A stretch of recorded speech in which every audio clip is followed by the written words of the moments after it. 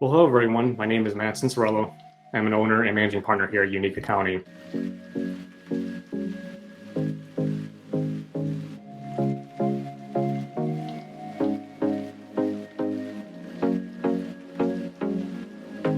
If this is your first time watching our content, thank you for finding and listening to us. If you watched us before, thank you for continuing to tune into our channel. As always, you can learn more about us at our website, www.u-niqueaccounting.com. While you're there, I recommend you check out our blog and also go to our downloadable guides page and download some free content we have available for you. And today, I am drinking a vegan protein shake. I've got on my marathon training running gear. I run for Team World Vision. I just finished 13 miles today. I know you could be watching this video at any time, but I'm only like 30% into my training, so I'm 13 miles in. So I'm doing pretty good this year. And if you didn't notice on the cup, it says it's a hashtag Make Today Count. That's a slogan for my Best Friends Foundation, which is a not-for-profit that I'm a board member of. It's a close and dear personal foundation of mine. A link will be provided at the end of this video if you or someone you know is dealing with the impact of cancer in their life. All right, so now that we got that out of the way, let's go ahead and jump into today's topic.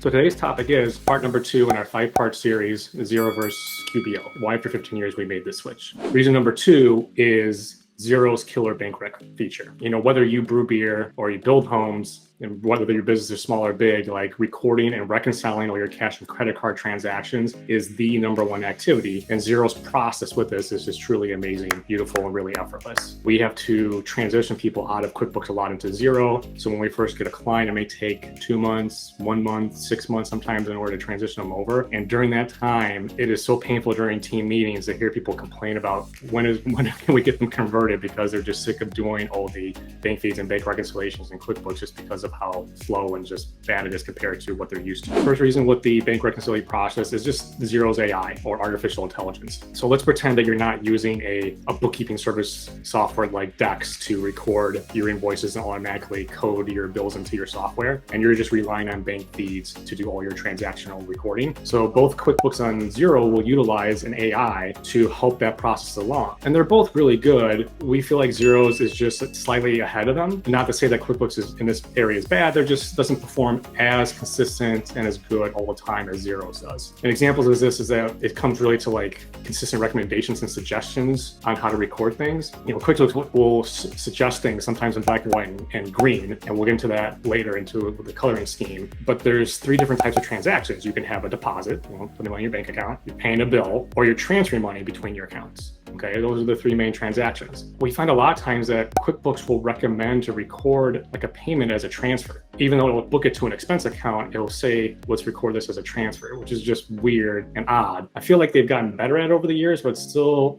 an issue that pops up. In reality, transfers like rarely happen. It's like the least common type of transaction you have. You're doing more deposits, more payments. So the fact that like it comes up as a suggestion a lot is just odd because it's just a rare thing. The formatting of the bank feeds is another reason why we prefer Xero over QuickBooks. So if you think about it, like, and this got into like part 1 about how Xero's like catered more to like business owners and being easier to use. So if you go back to like the old bank rec days when you're doing it on paper and then maybe paper and like your computer monitor, you'd have the bank statement in one hand and either you print your bank transactions or you have them up on your screen and you would tick and tie. Got that one, right? And you would do your reconciliation process. And so what Xero does is they basically took that into a software environment. And so they have a vertical format where they have the bank transactions, the bank feeds on one side and GL transactions on the other. And so if the transactions exist, they'll try to match it and find it. And if not, you just record it. And it's a side-by-side comparison, just like you would if you weren't using software. And the rows are nicely separated so that like you're looking at it and it doesn't blur the lines. Whereas QBO, on the other hand, they follow an old school horizontal format that has lots of columns. So it kind of like, it's more cumbersome to look at.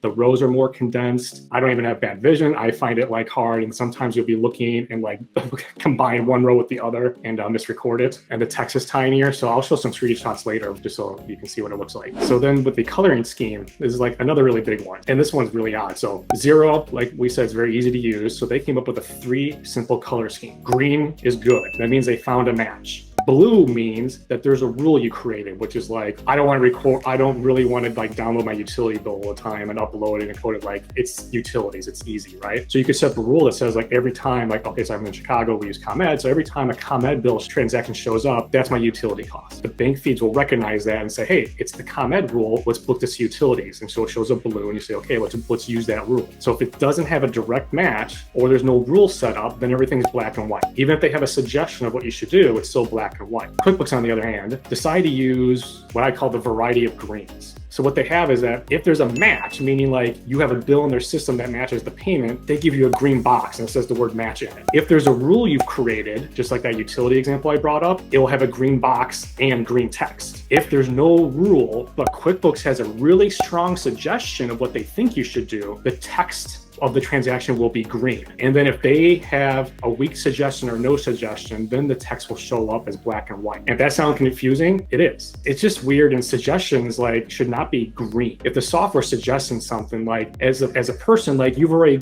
got this connotation that green's good. Green means like I don't really have to put much effort into it, right? So if you see a suggestion that's green, like a lot of times, like I've had businesses come in, they're like, oh yeah, I just record those because I thought it was green, it was good to go. I was like, no, that was a suggestion. Like you still need to check it, and they were wrong. We just don't prefer that coloring scheme, and that's because like Xero tries to make it easy for the everyday business owner. As you can just gauge from like talking about the greens, like the QuickBooks Online green coloring just showcases the lack of simplicity that they try to present in their software. They make the bank reconciliations difficult. That's how like the rest of the software operates. And it's just odd because like, think about it, like they designed it this way. If they'd just done a customer survey, right? And I did this like in a Disney customer experience lesson, like do customer surveys. If they had asked customers, hey, we have this idea about a variety of greens. Do you think customers would have been like, wow, that makes it so easy, like I can't believe it. Maybe it's a personal opinion, but if you use both of them, I guarantee you're going to prefer the Xero method compared to the variety of greens. There's also a thing with the suggestions they do is that, and I'll show a screenshot of this, is that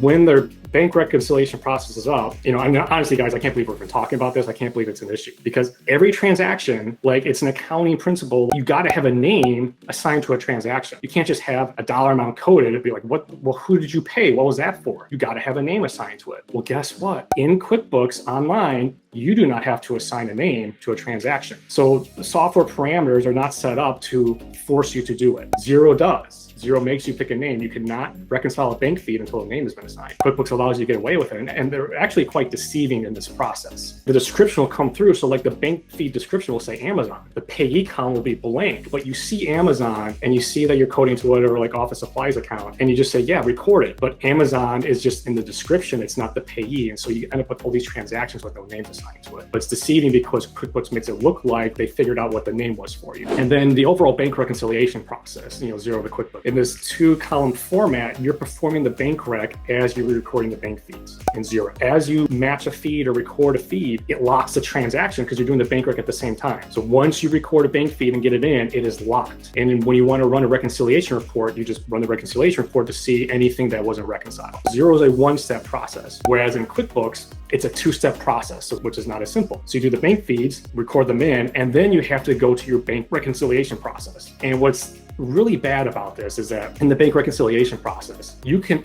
unclear transactions from your bank feed because QuickBooks does not lock them. Now, what it will do is that in the bank reconciliation process, it will automatically have them checked off. And there's like this little notation, like in a column that lets you know it came from a bank feed. All that aside, you still have the ability to be like, you know what, let's just unclear it. You could be like, unclear this $200 payment. You could then clear 2 separate $100 payments. You're still in your bank rec good because you removed 200 and added 200 in. So the bank rec will still work, but you didn't reconcile an actual bank fee transaction. Again, not simple. It creates duplicates, right? Creates confusion. Bank rec's not correct. Like, why they didn't lock it down, I don't know, but it gives you the ability to create errors in the bank rec process. Okay, so let me just go over some screenshots. Let me pull up and share my screen really quick. So this is like Xero's dashboard. There's a lot of things that you see, but right when you log in, what I love about it tells you right away, hey, you got work to do on your bank feeds. Lets you know what you're short on. So I got images of the Xero bank feed process and the QuickBooks process. So here's the 2-column format I'm talking about, right? Here's transactions from your bank, and then here's what you're doing in your GL. So for instance, green goes, hey, you had a bill for Wilson Periodicals for the same amount around the same date. Do you want to pay that bill? Okay, see how nice and green it is? Up here, 7-Eleven. 11, it says apply rule and it's blue, and see how it's got this blue bar here? Okay, so say, hey, you have a rule that says, hey, 7-Eleven, everything else that's not blue and green is either they don't know what to do with it, or they may have a suggestion based upon, you know, what Xero understands with that vendor or ways you've recorded in the past where you haven't set up a rule. So like it'll recommend something, but again, it's not green, not blue, it's still black and white, letting you know that like, hey, it's filled in, but like, please double check this. And then what's really cool is that you can communicate back and forth with your clients. Like let's say they were doing some of the bank rec process, they can write a note or you can write a note to them. So this is an instance of like the client telling us like, help me please, I don't know what to do with this. And that way you can come into it and explain to them what to do and kind of communicate back and forth within the bank rec process. So here's the QuickBooks one sideways horizontal process with all the different columns. And so instead of like ticking time, you go bank, hit okay, like this nice little down the middle process, you have to basically, it's like a typewriter or a book reading left to right. You have to go, boom, Amazon, this,